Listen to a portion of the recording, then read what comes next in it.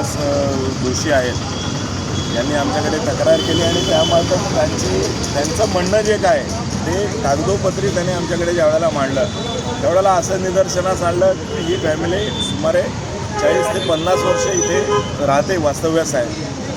त्यांची मालकी हक्कासंदर्भात याबाबत न्यायालयामध्ये केस सुरू आहे.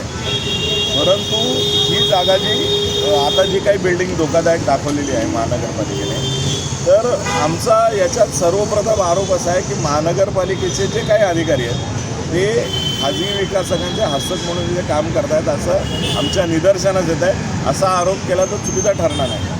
कारण जर आपण बघितलं, तुम्हाला मी याबाबतची कागदपत्र सगळे दाखवेन की त्यांना ही इमारत धोकादायक असल्याची जी नोटीस आली त्यावर असलेला मिळकत क्रमांक हा या मागच्या रस्त्यावरती म्हणजे या बिल्डिंगपासून साधारण 15 बिल्डिंग सोडूनच आहे आणि ती बिल्डिंगला धोकादायकची नोटीस त्या नंबरवर टाकलेली आहे आणि यांचं घर खाली करायचा ते प्रयत्न करत आहेत. महाराष्ट्र नवनिर्माण सेनेने या सगळ्या गोष्टी पाहिलेल्या आहेत. आमचे नेते सन्माननीय राजू दादा पाटील यांच्याशी आमचं सविस्तर याबाबत बोलणं झालेलं आहे. लवकरच या सगळ्या महानगरपालिकेने हे प्रकार थांबवावे आणि हे आज नाही, गेली अनेक वर्ष होत आहे की बिल्डर हे महानगरपालिकेच्या अधिकाऱ्यांना हाताशी धरून जागा खाली करण्याचा सर्रास प्रयत्न इथे गेले अनेक वर्षापासूनचा ही प्रॅक्टिस चालू आहे.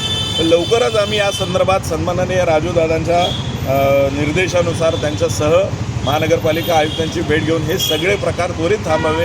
या महानगरपालिकेच्या अधिकाऱ्यांना आमचं सांगणं आहे की ज्यांच्या पैशावर तुमचं म्हणजे जे प्रामाणिकपणे कर भरतात त्यांच्या पैशावर जर हे चालू असेल तर त्या नागरिकांना त्या अशा प्रकारच्या तुमच्या छळवाद त्याचा करू नये, त्यांना त्यांच्यापासून मुक्त करता येईल.